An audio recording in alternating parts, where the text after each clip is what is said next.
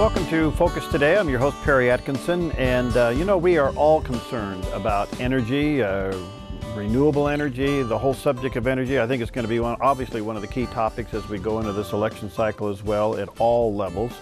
And what an honor for us to have with us today Marita Noon. She is the Executive Director of Energy Makes America Great. She's also a contributor to townhall.com, and perhaps you have read some of her articles. They are quite provoking, and we want to talk to her about that. Hi, Marita. How are you today? I'm great, thank you. It's a treat to be with you. Where are you? Where am I? I'm in Albuquerque, New Mexico. Ooh, is it hot down there? No, actually, it was chilly when I got up this morning. I live in the mountains outside of Albuquerque. Oh, well, that's a beautiful area. Well, thank you for being with us. First of all, tell us a little bit about Energy Makes America Great. Tell us about the organization. Well, the organization is a nonprofit organization. It's a companion to another nonprofit organization. Energy Makes America Great is a 501c4, which means that we can do advocacy, and it's a companion to a 501c3 organization called the Citizens Alliance for Responsible Energy. And the Citizens Alliance for Responsible Energy was started in 2005 by some oil and gas guys in southeastern New Mexico who realized that they were kind of losing the messaging battle, and they wanted to get some positive energy messaging out there. And I assumed the leadership in 2007, and then in 2010 launched Energy Makes America Great. And our goal is to help the public understand the role that energy plays in their life and the role of environmentalists who are trying to control our use of energy. Wow, that is great, because I think we get these things pretty polarized, and unfortunately, we just can't seem to move this debate forward in the right direction. First of all, let me ask you this, Marita. Do you think America is in some kind of an energy crisis? Well, no, we're not really in an energy crisis in the common way most people think of that. Just earlier this week, I heard someone on the news who was saying, well, we're in an energy crisis. No, we're not in an energy crisis, like we don't have an energy shortage.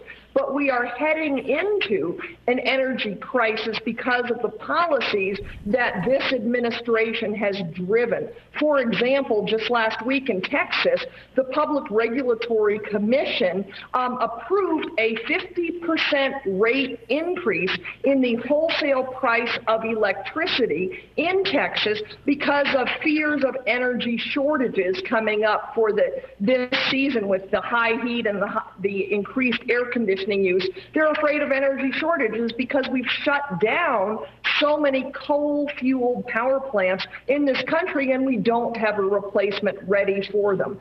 So when you look at that, I believe we are heading toward an energy crisis, but it's not the energy crisis that most people would probably think of if you use the term energy crisis.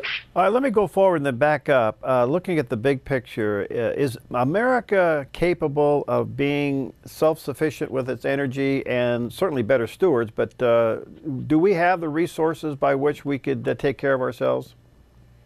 Well, yes, and it's important to separate. When you think of energy, I use the term energy, and I think you are as well, to include all energy sources. It basically falls into two camps. We have electricity and we have liquid fuels that are for transportation. Right. But when you look at those two energy sources, we are already in America energy independent. And that's something that I think is kind of under the radar in the energy discussion. As you look at the promotion that comes out of this administration for wind and solar energy, which is more expensive and unreliable, when you look at the promotion for that, they always talk about being energy independent, and that's why we need to have wind and solar. Well, you know what? Wind and solar have nothing to do with oil, and that's where we're not currently energy independent. So that's really all we need to look at when we talk about energy independence. And I believe, yes, that we could be with American resources or resources from friendly neighbors such as Mexico and Canada, that we do have enough natural resources here that we could be totally energy independent. It might take converting the transportation fleet to natural gas, which we have an abundance of, or converting at least some of it, going to more natural gas for transportation to truly be energy independent. But I believe that, yes, that we most certainly can be as we keep finding more and more resources in this country. Can you tell us what this administration's energy policy is? Because it seems to be extremely hypocritical. Oh, well, thank you for asking, because a lot of people think this administration doesn't have an energy policy, but actually they do. They don't state it this way, but when you study it and you look at what they're doing, their energy policy is the antithesis of what has made America great. And what has made stores, for example, such as Walmart and Costco a success is a general philosophy that says that we can use more but pay less. Well, the president's energy policy is that we should use less but pay more. And that's what he wants us to do with energy. He wants us to use less and pay more. Now, when you look at that on a global scale, this is a real problem, because when you look at the countries in the world that have the best human health and the greatest material wealth, they are the countries with high energy consumption. And trying to drive down the energy consumption in this country will likely hurt us on an economic scale and in a global perspective. How are we compared globally? I mean, we're certainly not third world, but yet we seem to get all the blame for everything that's wrong. It appears to me we're doing pretty good. I mean, we got problems, but are we as bad as the administration says we are? Oh, no, most certainly not. I don't have the numbers in front of me on this, but our energy consumption compared to our GDP, our gross domestic product, we have the best ratio of that of any country in the world. So we are using energy very efficiently and very effectively. Yes, we are a huge energy consumer, but we are a big country. We are historically a successful country, and we have historically had great GDP. And when you look at the GDP to energy ratio, and again, I don't have those numbers in front of me at the moment, but I have seen them and worked with them, and I know that we have the best of that of any country in the world. So we're not as bad as that. We have clean air. We have clean water. There's this misconception out there that we are still living in the 70s. I grew up in Southern California in the 70s, and truly, we used to joke that we didn't trust any air you couldn't see. It was bad in the 70s. But you know what? We've improved and we've cleaned up. Well, there seems to be some incentives in place that is encouraging companies to convert and make better changes. I mean, even the refuge company here in our own backyard is converting to natural gas with their trucks. So it seems to me there's a lot of incentives there. But yet, Marita, we've seen the abuses. We've seen where these subsidies have gone to these so-called new energy companies, and then all of a sudden they're out of business. So how do we explain that? Well, how we explain it is your classic case of crony capitalism, although I prefer to call it crony corruption. And what we've seen is kind of a revolving cycle here of the government mandating that we have a certain percentage of renewable energy, which is not necessary in the first place because, as I said, we already are electricity independent in this country. We have enough coal, natural gas, and uranium/nuclear power for centuries to come for electricity. But the government mandates that we have a certain amount of wind or solar power into the mix. But then once they mandate it, then they say, well, now we have to help the companies produce that. And so what has happened is that the Obama administration has given money to many, many companies through the DOE 1705 loan program. We've analyzed, and I've been working with a researcher on this particular project by the name of Christine Lakotis, and she's got a whole blog on this called the Green Corruption Blog for anyone who wants deeper information on this. But we've analyzed that 85% of the loans that came out of the DOE for green energy programs, 85% of the recipients have direct connections to the White House, President Obama or other high-ranking Democrats. And they are typically donors or bundlers, people who have given funds, substantial funds in many cases, to the Obama administration. And so it's kind of a payback. You scratch my back, I'll scratch yours. If you or I wanted to build a solar power plant, we wouldn't have a prayer of getting any government money for that unless we had given them some of our money first. Is the fear of nuclear energy legitimate? I don't believe that it is. There's no deaths that have been ever caused as a direct result of a nuclear accident.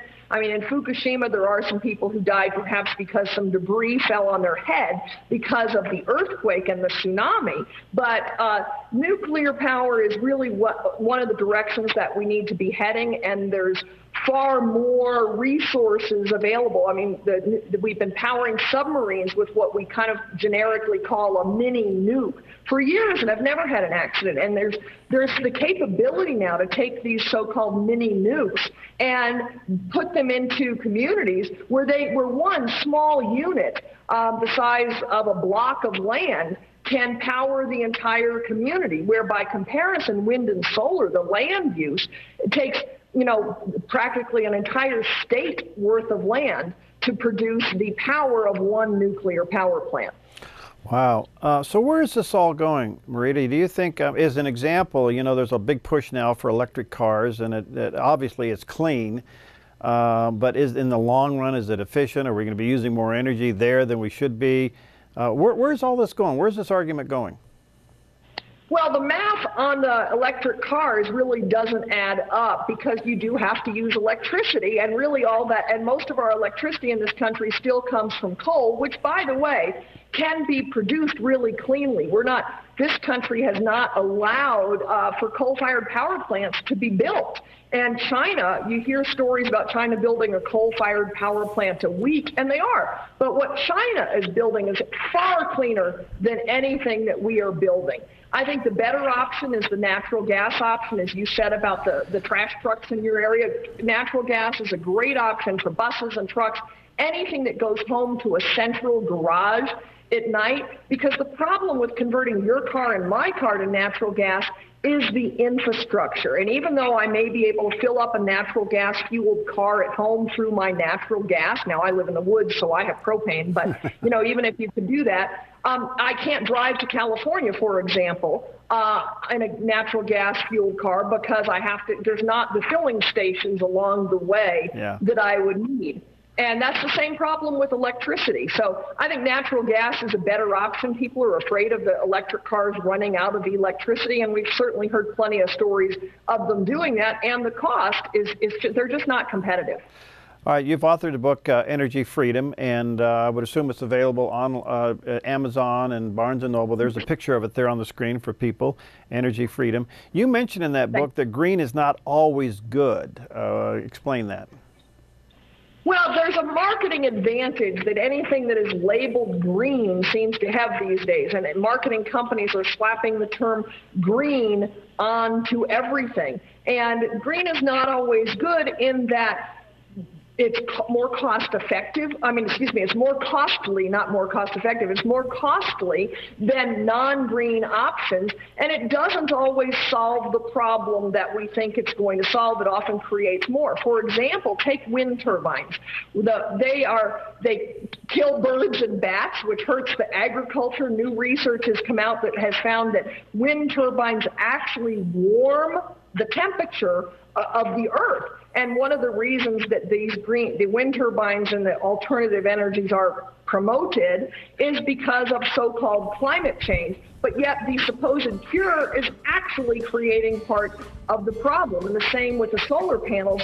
For example, Bright Source Energy, one of the companies we profiled in our green energy crony corruption story, they're building a power plant that uses kind of a mirror situation with the solar panels that will then go up to a central tower. Well, those reflecting the sun, this massive amount of land use reflecting the sun back, also also actually warms the planet.